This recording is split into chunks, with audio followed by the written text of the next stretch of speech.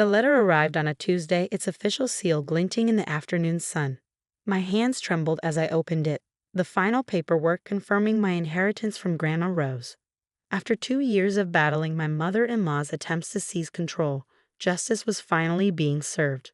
My name is Sarah Chen, and until 3 years ago, I thought I had a decent relationship with my mother-in-law, Patricia Thompson.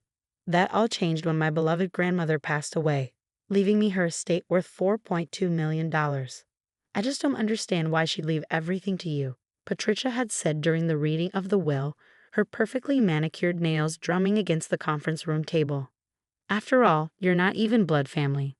I could still hear the disdain in her voice, the way she emphasized not family like it was something dirty. But Grandma Rose hadn't cared about blood relations. She loved me from the moment her grandson Michael brought me home, treating me like the granddaughter she never had.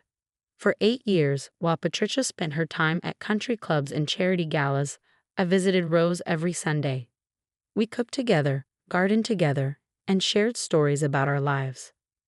When she started showing signs of dementia, I was the one who helped her navigate medical appointments and organized her care. Someone needs to oversee her finances, Patricia had declared during a family dinner, about 6 months before Rose passed. She's clearly not in her right mind anymore, making all these changes to her will. I should have recognized the warning signs then.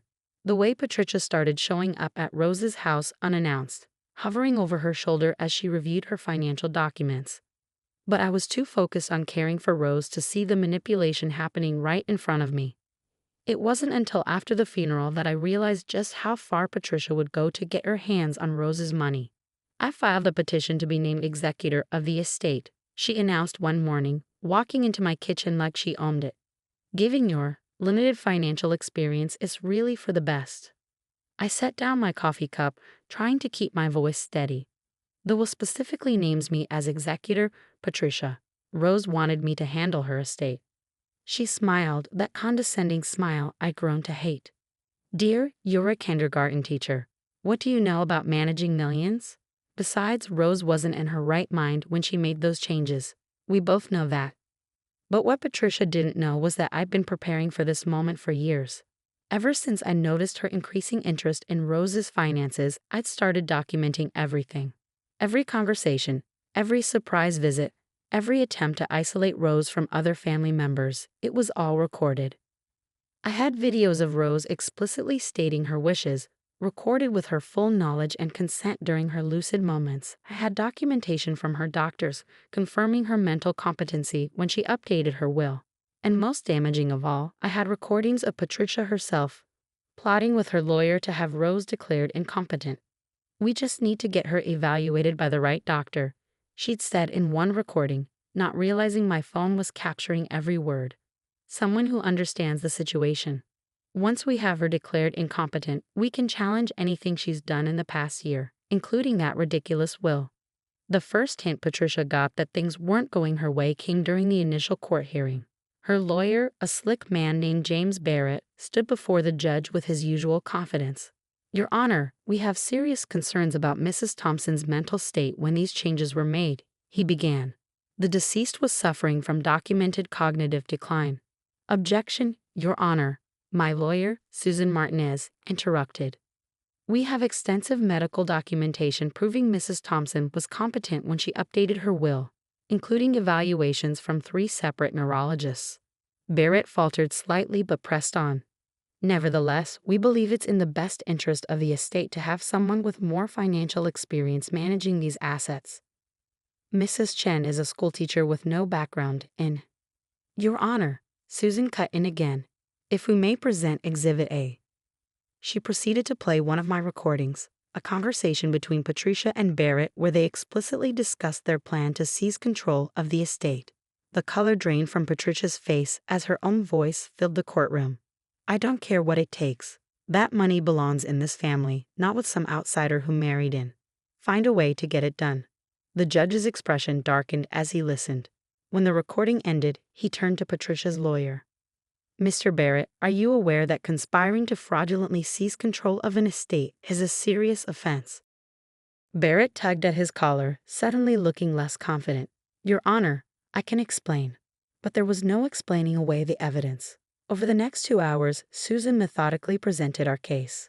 The medical records, the videos of Rose, the multiple recordings of Patricia's attempts to manipulate the situation. By the time we finished, Patricia's petition wasn't just denied. She was facing potential legal consequences for her actions. This court finds clear evidence of attempted fraud, the judge declared. Mrs. Chen will retain her position as executor, as per the deceased's wishes.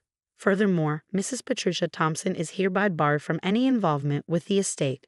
Mr. Barrett, I suggest you speak with the Ethics Board about your role in this matter.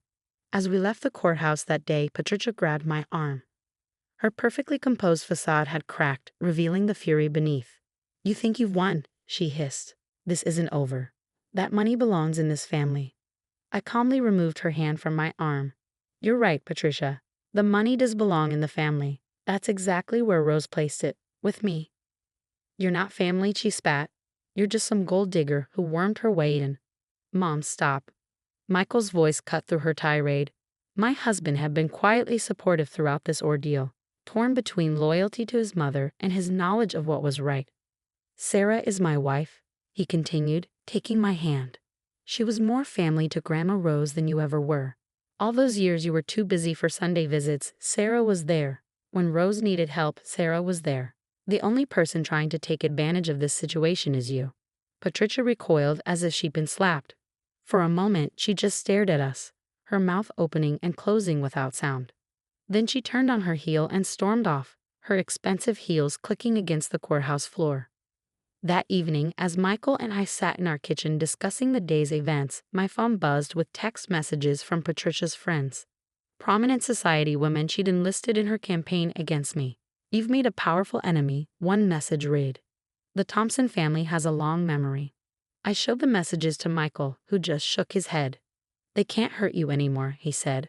We have the truth on our side. But we both knew this wasn't really about truth or justice. For Patricia, it was about control, about maintaining her image as the matriarch of a wealthy family. Losing control of Rose's estate wasn't just a financial blow. It was a social embarrassment she wouldn't easily forget. As I sat there reading through the increasingly hostile messages, I realized something important. This wasn't just about protecting my inheritance anymore. It was about standing up to a woman who had spent years manipulating and bullying others to get her way. I picked up my phone and began forwarding the threatening messages to Susan. If Patricia wanted to continue this fight, I would be ready. I had learned from our first battle, documentation was everything. The next morning, I went to work as usual, teaching my kindergarten class and trying to maintain some normalcy. But during my lunch break, I received an urgent call from Susan. Patricia's filed an appeal, she said without preamble. She's claiming she has new evidence about Rose's mental state, but that's not the worst part.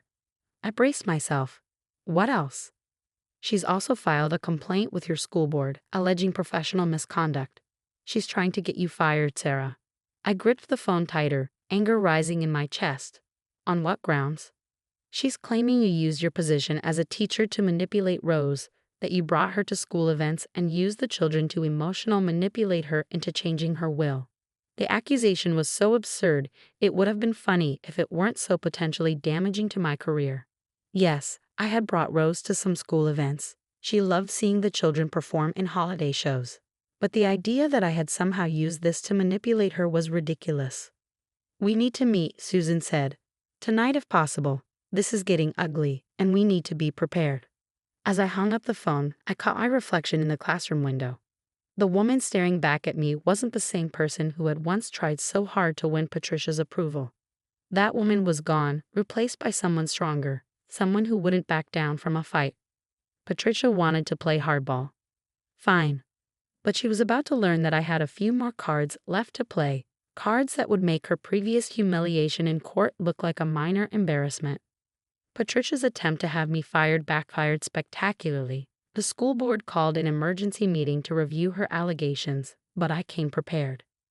Mrs. Thompson's claims are not only false, they're malicious, Susan stated, presenting the board with a thick folder of evidence. We have signed statements from multiple witnesses, including school staff and parents, confirming that Mrs. Rose Thompson's visits to the school were always appropriate and supervised. But our ace in the hole was a video recording from the previous year's Christmas pageant. There was Rose, sitting in the audience with other grandparents, her face beaming as she watched the children perform. More importantly, the video showed Patricia herself standing at the back of the auditorium, clearly aware of and unbothered by her mother-in-law's presence at school events. If Mrs. Chen was using these events to manipulate Mrs. Rose Thompson, why did he raise concerns at the time? The board chairman asked Patricia directly. She fumbled for an answer, her usual poise cracking. I didn't realize at the time. Didn't realize what? Susan pressed. That your mother-in-law enjoyed spending time with her grandson's wife and her students, or that you could use these innocent visits as ammunition in your vendetta.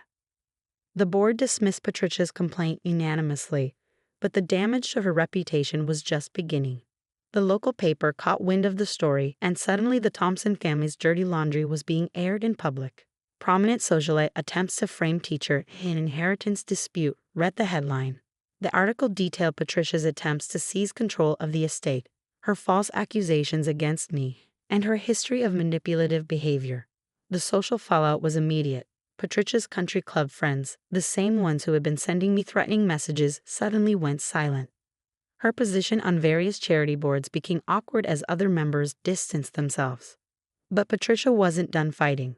Her appeal of the original court decision moved forward, with her lawyer claiming to have new evidence about Rose's mental state. The new evidence turned out to be testimony from Rose's former housekeeper, Maria, who claimed she had witnessed Rose in states of confusion, unable to recognize family members or remember basic facts. What Patricia didn't know was that I had maintained contact with Maria after Rose's death. The morning of the appeal hearing, Maria walked into court with us, not with Patricia. Mrs. Ramirez, Susan began her questioning. Can you tell us about your recent conversation with Mrs. Patricia Thompson? Maria straightened in her seat. She offered me money to lie, she stated firmly.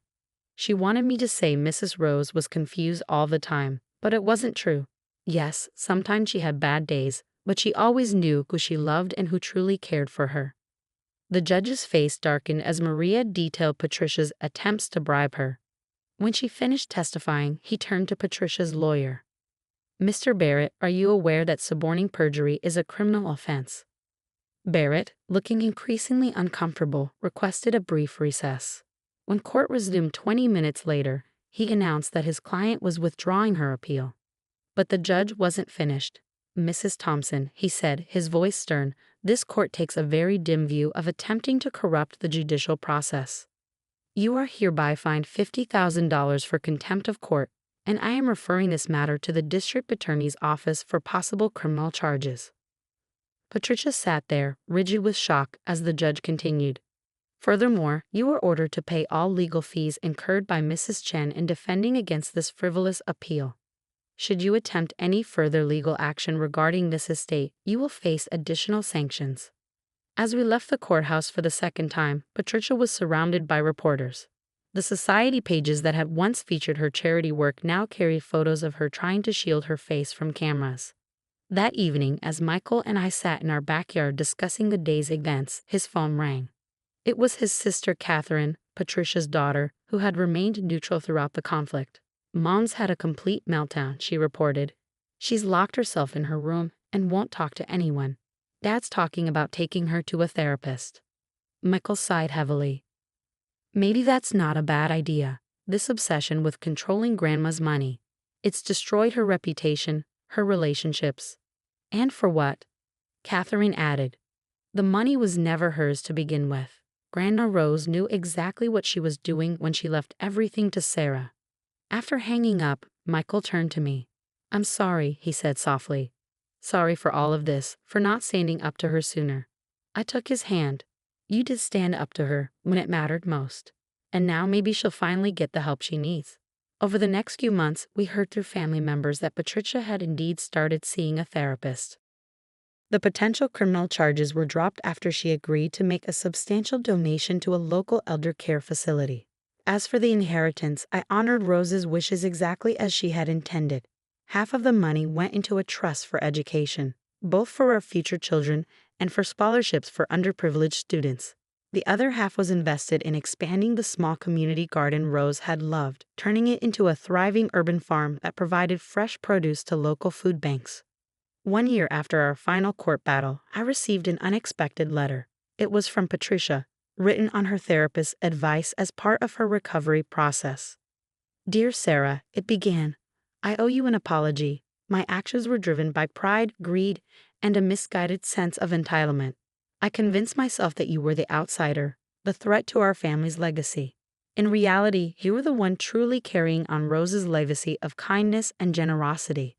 The letter went on for several pages, expressing remorse for her actions and asking for a chance to make amends. It was signed simply, with regret, Patricia. I showed the letter to Michael, who read it carefully. Do you think she means it? He asked. I don't know, I replied honestly, but I'm willing to find out. The following Sunday, exactly 3 years after Rose's passing, we invited Patricia to join us at the community garden. As she walked through the thriving beds of vegetables and flowers, I could see something in her expression shift. Rose would have loved this, she said quietly, touching a blooming rose bush, one of many I had transplanted from her original garden. She always said gardens were for growing people, not just plants. That's why she left everything to me, I said gently, not because she loved me more, but because she trusted me to grow something meaningful from what she left behind. Patricia nodded, tears in her eyes. I understand that now. I just wish I hadn't had to lose so much to learn that lesson. As we walked through the garden together, I thought about Rose and what she would make of all this. She had always said that money was like water. It could either nourish growth or erode foundations, depending on how you used it. Patricia's attempts to seize control of the inheritance had nearly destroyed our family. But in the end, Rose's wisdom had prevailed. The money had done exactly what she intended. It had revealed true characters, tested relationships, and ultimately helped heal old wounds. Today, the community garden stands as a testament to Rose's legacy. Local schoolchildren come for lessons about growing food and caring for the environment. Families gather for community events in the pavilion built in Rose's memory. And yes, Patricia occasionally volunteers, working alongside others to tend the gardens her mother-in-law loved so much. She's different now, humbled by her fall from grace, but perhaps better for it. The perfectly coiffed society matriarch has been replaced by someone more genuine, more willing to get her hands dirty in actual soil rather than family politics. As for me, I continue teaching kindergarten, sharing Rose's love of learning with new generations. The inheritance changed many things in our lives, but it didn't change who I am or what I believe in. Sometimes, when I'm working in the garden, I think I can feel Rose's presence among the flowers she loved so much. I imagine her smiling, satisfied that her legacy grew into something even more beautiful than she planned. And I smile too, knowing that the real inheritance wasn't the money at all. It was the strength to stand up for what's right, the wisdom to use resources for good, and the understanding that true family isn't about blood or money, but about love and trust freely given. Patricia learned that lesson the hard way. But in the end, maybe that's exactly what Rose intended all along.